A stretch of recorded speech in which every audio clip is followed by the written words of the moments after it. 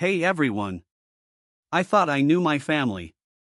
Until a blood test proved otherwise. It was supposed to be routine. Saturday morning, cartoon cereal welded to the kitchen table, my wife packing a snack bag, our 8-year-old June doing that nervous leg bounce she does before anything with needles. The clinic smelled like lemon cleaner and damp winter coats. We did height, weight, blood pressure. The nurse called June Giraffe Brave and handed her a sticker. Then came the tiny vials, the soft clink of purple caps, and the doctor's sunny pitch about their new family genetics portal, great for medication planning, and it's fun to see how traits map. Harmless, I thought. This was the boring scaffolding domestic life hangs on, appointments, stickers, hot chocolate afterward. The doctor came back with printouts, pen poised. He traced a neat diagram A's and B's and O's, RH this and that, until his pen hovered, midair, like it had forgotten what to do next. His smile didn't fall so much as hesitate. Sometimes blood typing throws little curveballs, he said lightly. Could I confirm something? Sir, your record shows O negative. June's panel reads AB positive. He was already rolling out words like lab variance and confirmatory draw, but biologically inconsistent dropped between us with the weight of a verdict. My wife's hand slid onto my knee under the table, her fingers were ice. June counted ceiling tiles. The doctor smiled too hard and said, "We'll rerun to be safe." They did. We waited. The printer chirped. Same result. In the hallway, I told myself it was a glitch. In the parking lot, I told myself it was statistics. At the red light, I typed with numb thumbs, "Can O and AB plus have an AB plus child?" Answers arrived fast and clinical. No. The light turned green. No one moved. A horn snapped us forward. At home, the word crawled into everything, toothbrushes sharing a cup, her shoes lined beside mine, the pink backpack on the hook. Impossible. At dinner, the fork was too loud on the plate. I tried to swallow normal, to talk about spelling tests and weekend plans. Every sentence bent around what I wasn't asking. When June finally slept, I unfolded the printout on the kitchen island under too bright light. My wife stood across from me, arms folded tight like she was holding herself together. "Say it," she whispered. I did. "Is she mine?" Her mouth thinned. The clock ticked. Somewhere the heater kicked on. She nodded once, then shook her head. Somehow that was worse than no. "Explain," I said, and heard the snap in my voice. "I will," she said, voice raw. "But not the way you think." I laughed, short and mean, a sound I didn't recognize. "There's a chart a middle schooler could draw." "It's not that math," she cut in, and fear, not guilt, flashed in her eyes. The room felt like a diagram I couldn't read anymore. June murmured in her sleep upstairs.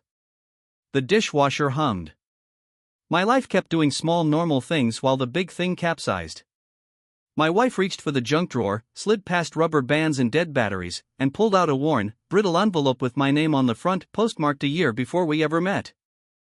She held it like you hold a live wire. "I can explain," she said, placing it on the counter between us. "But you need to start here." Cliffhanger, the envelope crackles in my hands. Inside is a hospital form with my rushed college-era signature and a clinic name I don't recognize. The envelope felt wrong in my hands, too light for how heavy the air had become. The paper inside was stiff, yellowed at the edges, the ink faded like a voice trying to disappear. My name was scrawled across the top, but the date, March 2009, made no sense. That was a year before I'd even met Lila. "Where did you get this?" I asked. She didn't answer. Not right away. She just leaned against the counter like the ground might give out. "It came in a box of my old medical records," she said finally. "I found it after we moved here. I didn't open it at first. I didn't want to." The form looked official: Ridgeview Reproductive Research Program. Consent boxes checked. My signature at the bottom, quick and half-formed, the way I used to sign things in college when I was broke and careless. "I don't remember this," I said, voice cracking.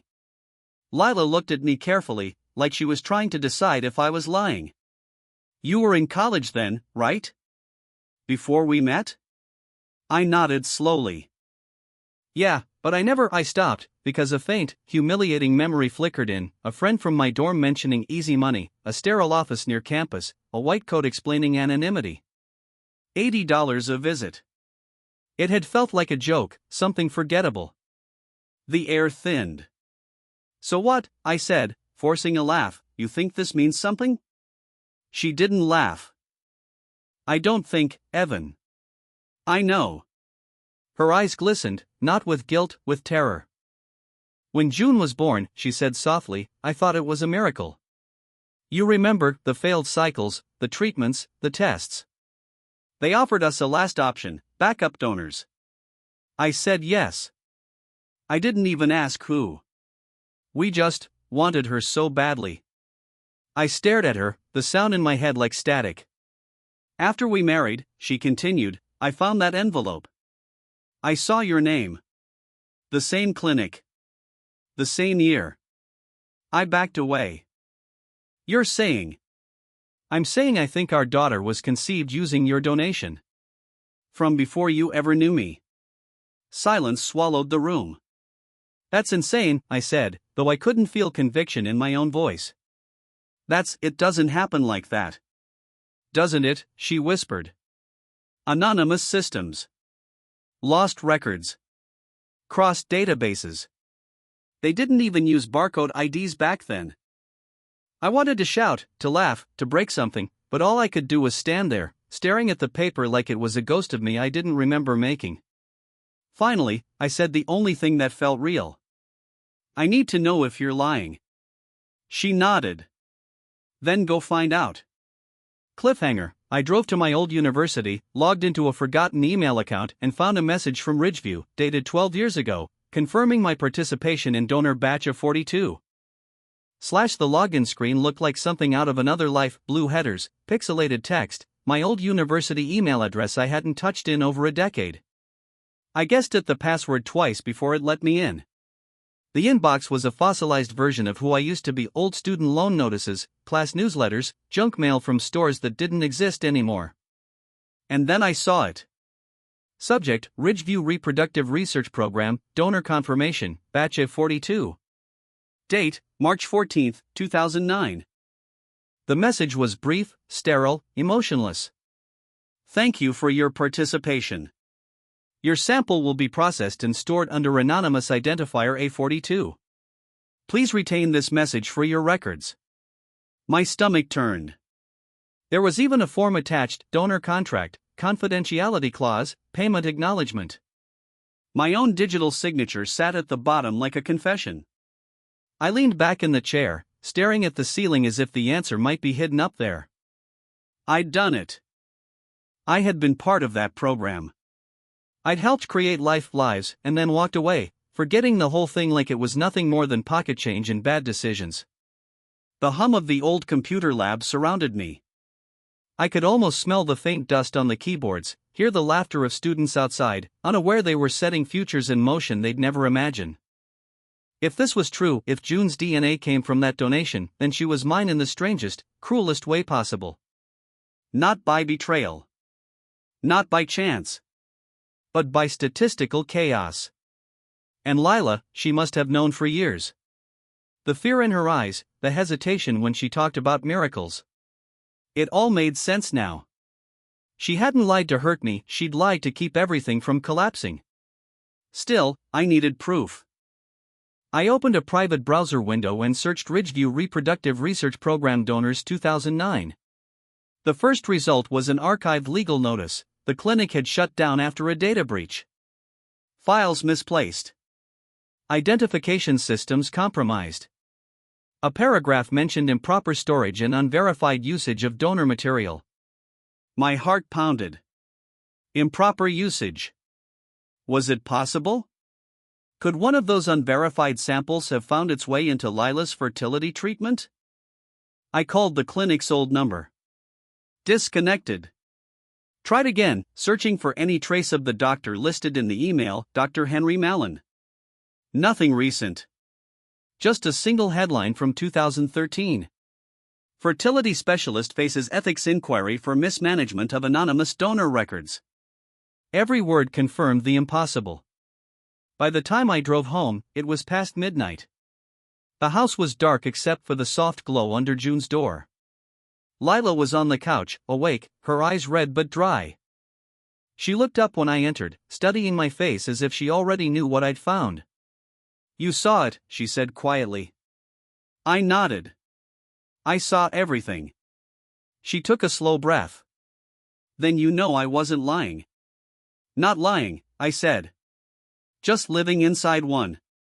For the first time, she didn't argue. Cliffhanger, I went upstairs to kiss June goodnight and caught sight of her school art project on the wall. A family tree. Under Dad, she had written in crayon, "Evan found me twice." That night I didn't sleep. The house was silent except for the hum of the refrigerator and the ticking clock above the stove. Every sound seemed amplified, the settling of the floorboards, the soft rustle of June's blanket upstairs, as if the walls themselves were holding their breath. Lila sat at the kitchen table when I came downstairs. She had already made coffee, though it had gone cold. Her hands were clasped tightly around the mug, unmoving. When she finally spoke, her voice was barely audible. "I didn't know how to tell you," she said. "I didn't even know how to believe it myself." I sat across from her, the same table where we'd once planned vacations, argued over bills, laughed about our daughter's endless stories. Now it felt like neutral ground in a war neither of us wanted to fight. "How long?" I asked. "Since the clinic confirmed the match." Her eyes lifted. "About a year after June was born." I got a letter from them after the investigation. They'd found irregularities in donor usage. I thought it was junk mail. Until I saw the name. "Yours." She pushed an envelope across the table. It was from Ridgeview Reproductive Research Program, dated 2013, the same year the clinic had shut down. Inside was a notification letter, its language bureaucratic but devastating. Following an internal audit, we have determined that donor samples from the Ridgeview facility, 2009, were utilized in later treatments without reconsent. One such case matches your spouse's fertility procedure. My name. Her medical ID. Both on the same page. "So you knew," I said, staring at her. "You've known all this time." Lila's eyes filled but she didn't cry. "I tried to protect you. You would have hated yourself. You would have thought I betrayed you. And I couldn't lose you, not after everything we went through to have her." Anger flared, sharp and bitter. "You did lose me. You just didn't know it yet." She flinched, and for a moment I wanted to take it back, the venom, the cruelty, but I couldn't. I was drowning in something larger than anger, something closer to grief. "I was her father," I said quietly. "Every birthday, every scraped knee, every bedtime story, I earned that. And now I don't even know what that means." "You're still her father," she whispered. "None of this changes that. It changes everything." The words came out before I could stop them, echoing through the kitchen like something breaking. For a long time, neither of us spoke. The silence sat between us, thick and suffocating. Finally, Lila said, "You were right. You didn't just become her father once. You did it twice. Once by accident, and once by choice." I wanted to hate her for how calm she sounded, but she wasn't wrong. Cliffhanger, later that night, I pulled out the Ridgeview letter again and noticed something I hadn't seen before. At the bottom, under the signatures, a note in small type, "All genetic materials from donor A42 remain under audit pending investigation." That line, "pending investigation," kept echoing in my head like a siren I couldn't turn off. I stared at it for what felt like hours, tracing every letter, every bureaucratic phrase, as if the paper might confess something the words didn't. What did pending investigation even mean after all these years? Was there more they hadn't told us? By morning, I was running on coffee in panic. I sat at my desk, laptop open, and typed Ridgeview Fertility Legal Records 2013 into every search bar I could find. Buried in old medical board PDFs and forgotten case notes, I found it, A statement of unresolved cases, including donor A42 materials unaccounted for, investigation incomplete. Unaccounted for. That meant more than one sample. More than one use. My throat went dry. What if there were others? The thought twisted in my chest. Somewhere out there, could there be more children, mine, walking around with my eyes, my DNA, my everything, and I'd never know? Lila found me hunched over the desk, surrounded by printouts and coffee rings. Her voice came soft, wary. You're not going to find peace in those files. I just need to know how many times, I said, without looking up. She sighed. Evan. How many times they used it? How many people they gave my DNA to? I deserve to know. She stepped closer. You deserve to live with what you already have. Look at me. I did. Her face was pale, hollowed by sleepless nights and quiet guilt. You think you want the truth, she said.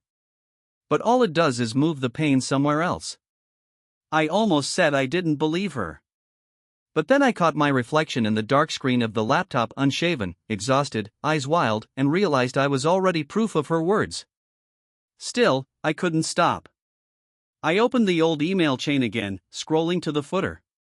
A name I hadn't noticed before appeared in the correspondence, Dr. Malland, Senior Oversight, Ridgeview Program. The same doctor from the ethics case years ago. There was an address outdated, but traceable. A suburban medical complex 2 towns over. Lila followed my gaze and shook her head. You're not going there. I have to. Evan, please, she said, voice breaking. Don't dig up ghosts. You'll only find pieces of yourself you won't recognize. But she didn't stop me when I grabbed my keys. Cliffhanger, the Ridgeview office had been gutted years ago, but as I pressed my face to the dusty glass door, I saw something pinned inside a single yellowed file envelope taped to the wall. On it, written in fading ink, a 42 final status. The old Ridgeview building looked like it had been abandoned in a hurry. Faded signage still clung to the glass doors, the logo peeling under years of sun. Through the grime, I could see empty desks, a few overturned chairs, and unbelievably a single file envelope taped to the wall behind reception. It read, a 42 final status. My hand shook as I tried the door. Locked. The parking lot was silent except for the wind. I circled around the side, found a half-broken maintenance window, and pushed it open just enough to slip inside. Dust coated everything. The air smelled like old paper and bleach. I made my way toward the front desk, the crunch of broken glass under my shoes echoing too loudly. The envelope was brittle, its tape yellowed, but it came loose with a gentle pull. Inside were photocopied documents, not the official forms you'd expect, but internal memos and scribbled notes. Dates, initials, reference numbers.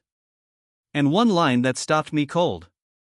Batch F42 misfiled during transfer. Used for subject code M917, confirmed conception 2012.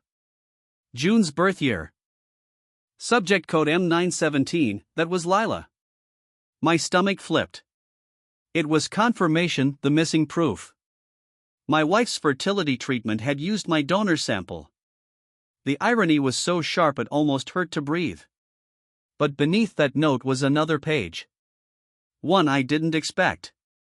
Second utilization, batch A42, patient record unavailable.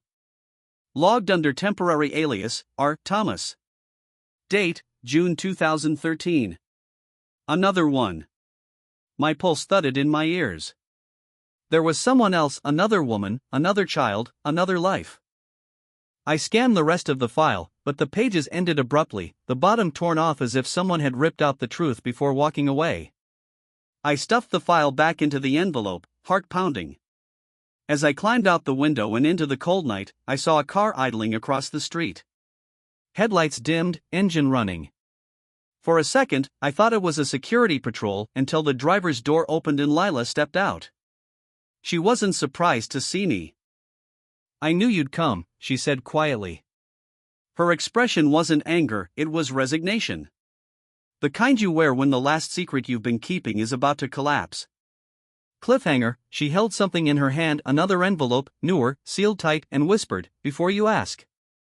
I already know about the other one." The envelope in her hand was clean, crisp, the kind that hadn't yellowed with age like the one I'd found inside. She held it carefully, like something alive. The night air between us was cold and electric. "I wasn't going to tell you," she said.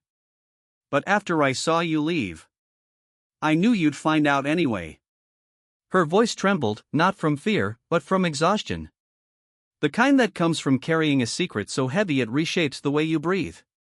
I stepped closer. "What's in it?" She didn't answer. Instead, she opened the envelope and pulled out a photo, printed on glossy paper, recent. A woman, maybe early 30s, holding a small child with dark hair and eyes too familiar. "Mine." The world tilted. "Who is that?" "Her name is Rachel Thomas," Lila said softly. "She was part of the same donor program. I found her a year ago." My mouth went dry. "You knew? You've known there was another child this whole time?" She nodded. "When Ridgeview sent the audit letter, they listed 2 cases connected to A42. Yours and hers. I couldn't tell you, not after everything that happened. I just wanted to make sure the child was safe. That's all." "Safe from what?" She hesitated. "From the same thing I was, from finding out the truth too soon." I looked at the photo again. The little boy's smile was crooked, almost defiant, and the resemblance was undeniable. I felt something split inside me, pride and terror tangled together. "Does she know?" I asked. "The mother?" "She knows about the program," Lila said. "But not that it was you. She just thinks it's a coincidence that our donor came from the same batch." The irony hit like a punch. 2 families built on the same anonymous foundation, both living inside the same lie. "What do you want me to do with this?" I asked. "Nothing," she said quickly. "I wanted you to see it, but not act on it. Not yet. The boy's only 6. He doesn't need to know. Neither does June." I looked at her, unable to decide if this was mercy or madness. Lila took a shaky breath. "We can't undo what they did at Ridgeview. But we can protect what's ours. Please, Evan. Don't go looking for them." But it was already too late. The photo was burned into me, sharper than guilt, deeper than reason. Cliffhanger, later that night, I sat alone in my car, the photo glowing under the dome light. My phone screen reflected the words I was typing into the search bar: Rachel Thomas, Greenfield County. I don't remember driving home that night. The road was a blur, headlights smearing across the windshield, streetlights pulsing in and out like flashes from a camera I didn't want aimed at me. All I could see was the photo Lila had shown me, the woman and her little boy. The curve of his mouth. The tilt of his head. The same dimple June has when she smiles. My dimple. When I parked, the house was dark except for the faint glow spilling from under the living room door. Lila was still awake. She didn't look surprised when I walked in. "I know what you're thinking," she said quietly. "And no, I didn't hide them because I wanted to. I did it because I didn't know what it would do to you." I sat down across from her, my hands shaking. "You found them, Lila. You tracked them down. You kept it from me for a year." She nodded, her voice trembling but steady. "After Ridgeview sent that letter, I needed to know the truth. If there really was another child out there with your DNA. I told myself it was just to make sure the records were wrong. But when I saw them," she stopped, swallowing hard. "When I saw that little boy, it was like looking at June's reflection. I couldn't unsee it." "Why didn't you tell me?" I asked. "You should have told me the second you found out." "Would you have wanted to know?" she snapped suddenly. "Would you have been able to look at June the same way, knowing there's another child out there who shares your blood, your face, and you'll never be part of his life?" Her anger faded almost instantly, replaced by tears. "You would have blamed yourself. You always do." I didn't answer. because she was right. The envelope she'd brought from her car was still on the coffee table. I reached for it and took out the photograph again. The little boy looked about 6, maybe 7, standing in a park, his hair catching the sunlight, his hand gripping his mother's. She was smiling, but there was something guarded in her eyes. I looked closer and noticed a detail that made my chest tighten. On her wrist, she wore a hospital band, the kind used in fertility clinics, faded but still legible. The name printed on it, R. Thomas Ridgeview. "How much do you know about her?" I asked. Lila hesitated. "Enough to know she's not dangerous. She lives in Greenfield County, works at a library. No husband, no partner. Just her and the boy." "What's his name?" She closed her eyes. "Noah." The name hit me harder than I expected. It felt like a stone dropped into water, soft at first, then rippling out through everything I thought I knew about myself. "I'm not asking you to do anything," Lila said, her voice cracking. "I just needed you to know why I've been so distant. Why I couldn't look at you sometimes. Every time you smiled at June, I saw him. The son you never meant to have. The one I could never give you." The silence between us was suffocating. I could hear the refrigerator hum, the clock ticking. Every ordinary sound felt too loud for the kind of truth sitting in the room. Finally, I said, "You were wrong about one thing. I do want to know." Her eyes widened. "Evan, no. I have to," I said. "I can't just pretend he doesn't exist. If he's out there, if he's mine even by accident, I need to see him. Just once." She shook her head, tears streaking her cheeks. "You'll destroy everything. You think you can separate it, but you can't. Once you cross that line, nothing will be the same again." I wanted to tell her that it was already too late. That the line had been crossed the second she opened that first letter, the second the truth left the envelope and took root between us.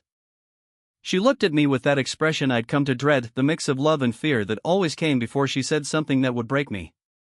"If you go looking for them," she whispered, "you won't just find them. You'll lose us."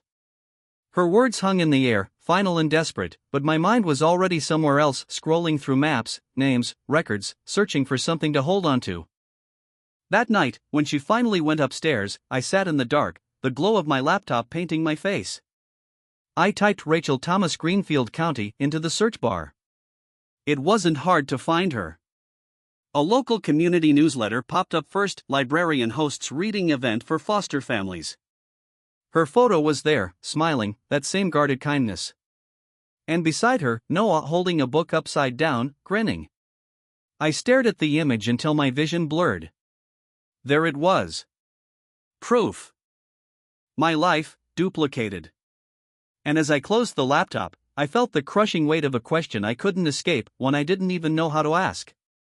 If blood connects us, what do I owe to the life I never meant to create? Cliffhanger. The next morning, I packed a small bag, kissed June goodbye, and told Lila I had to clear my head. She didn't stop me. She just said, "If you find them, don't let them see you."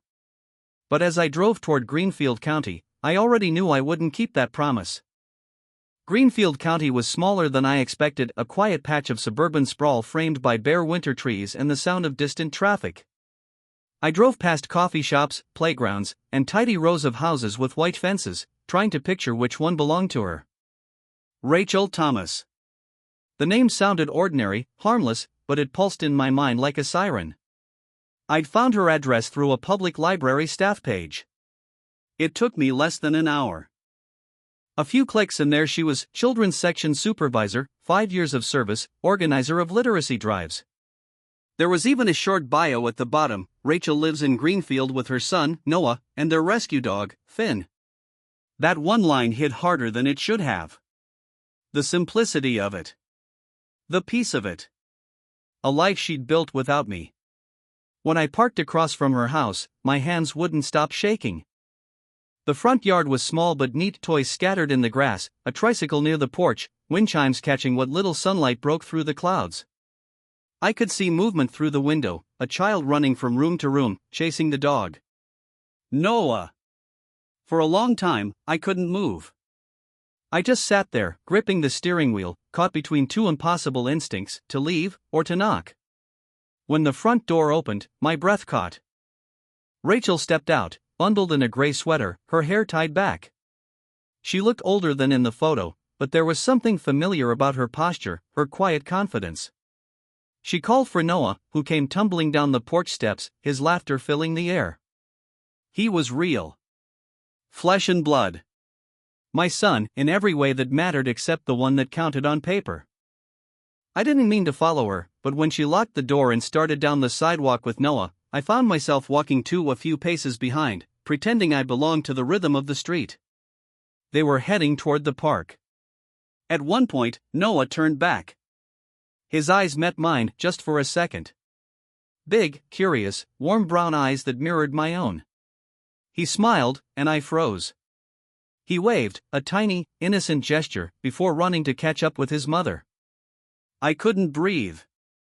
Every step after that felt heavier. I was crossing into a version of my life I wasn't supposed to see. A stranger with my child's smile. A woman carrying my past in her arms. At the park, Rachel sat on a bench while Noah climbed the jungle gym. I stood by the fence, watching, rehearsing lies in my head. I'm doing research. I'm lost. My car broke down. Anything to justify what I was about to do. When I finally gathered the courage to approach her, she looked up, surprised but not alarmed. "Hi," she said politely. "Do I know you?" Her voice was softer than I expected. Familiar in some unplaceable way, maybe because I'd imagined it 1,000 times. "No," I said too quickly. I stopped. My rehearsed lines dissolved. I couldn't lie to her. Not this time. "I used to know Ridgeview," I said. "The fertility clinic." Her expression changed instantly, guarded, tense. "Why would you bring that up?" I said carefully, "we might be connected through that program." She stared at me for a long time, her face unreadable. Then, quietly, she said, "You're A42. It wasn't a question. It was confirmation. My throat tightened. "You knew?" "Not at first," she said. "But I had suspicions. The timing. The batch numbers. And when the audit came, I knew something was wrong." Noah's laughter echoed behind us. Rachel's eyes softened.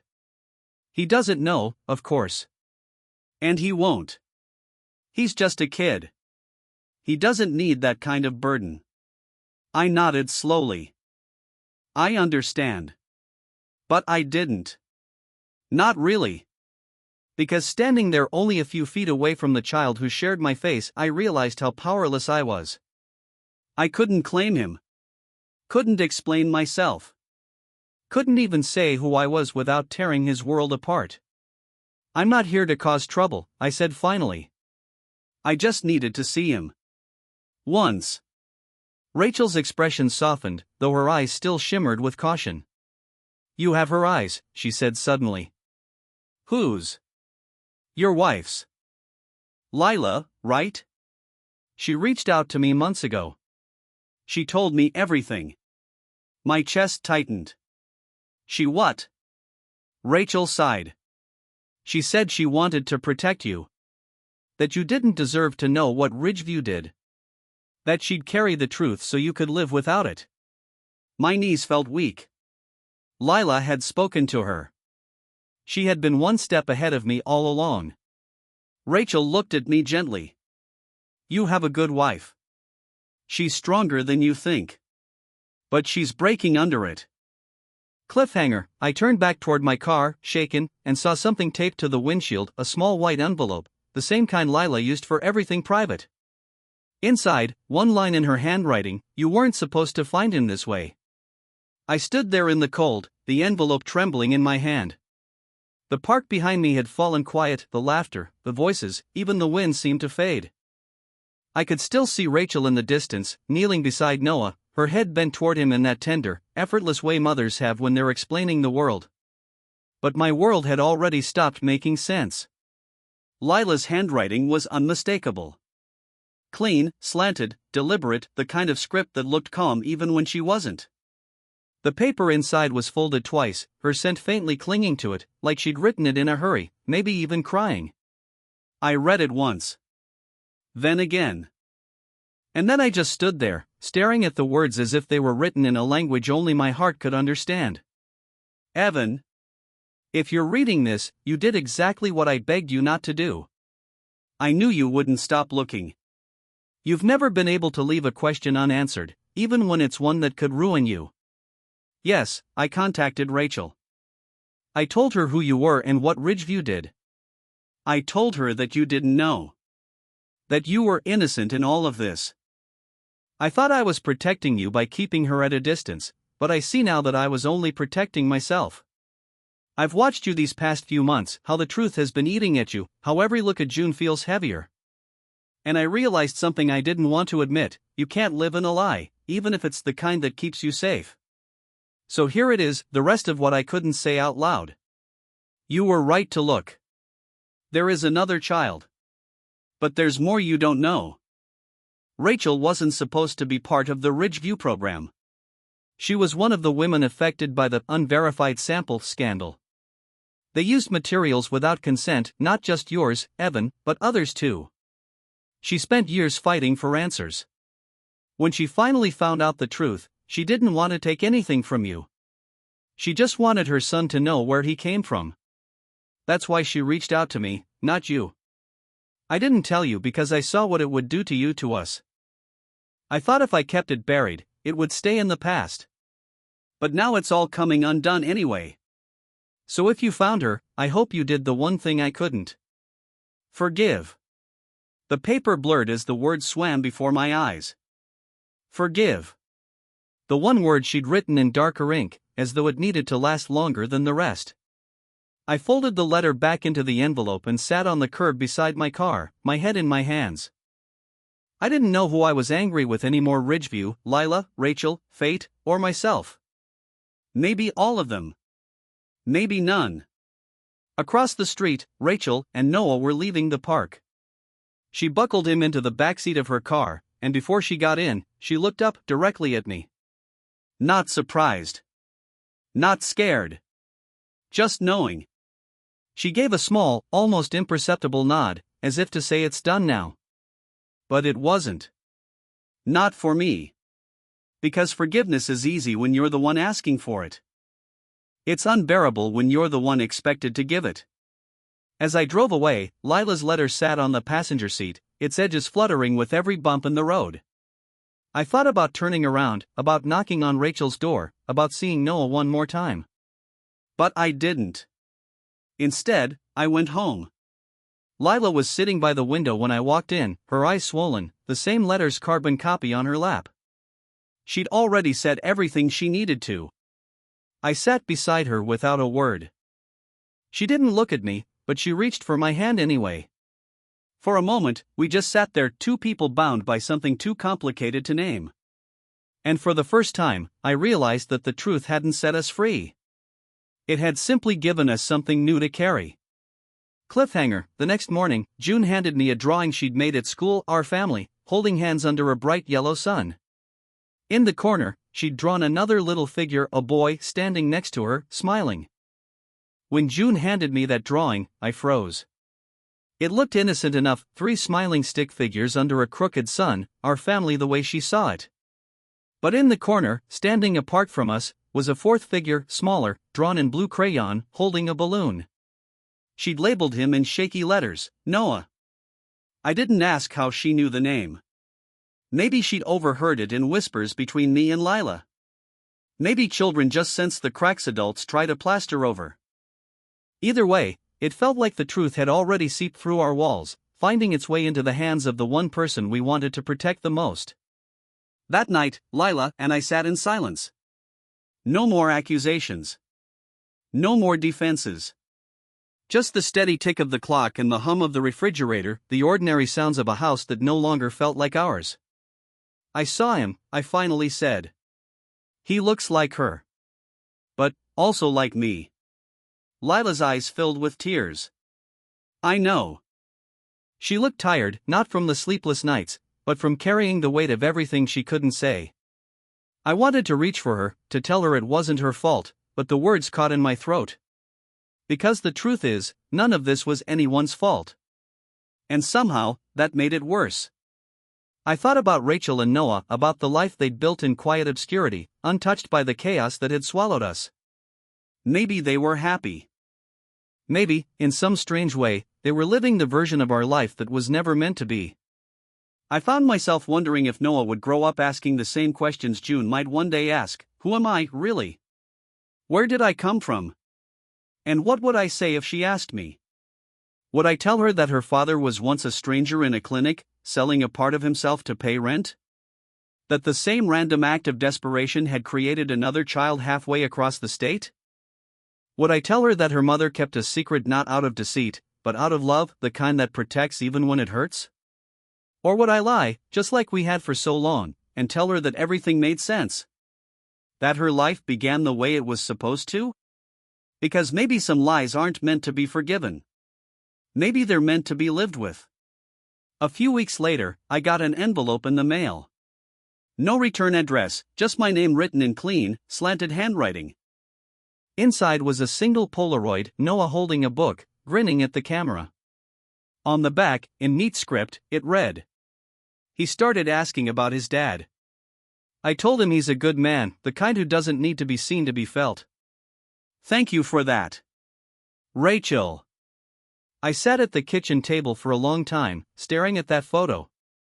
Then I slipped it into my wallet, behind June's picture from last year's school play. 2 lives. 1 truth. Both mine, and not mine at all. That night, when Lila and I tucked June into bed, she asked if we could say goodnight to the boy in her drawing. I told her we already had. As she drifted off, Lila reached for my hand. We can't undo it, she whispered. But maybe we can live with it. And for the first time in months, I believed her. I looked down at June, our daughter, our miracle, our consequence, and felt something I hadn't in a long time: peace. Not the kind that comes from answers, but the kind that grows from acceptance.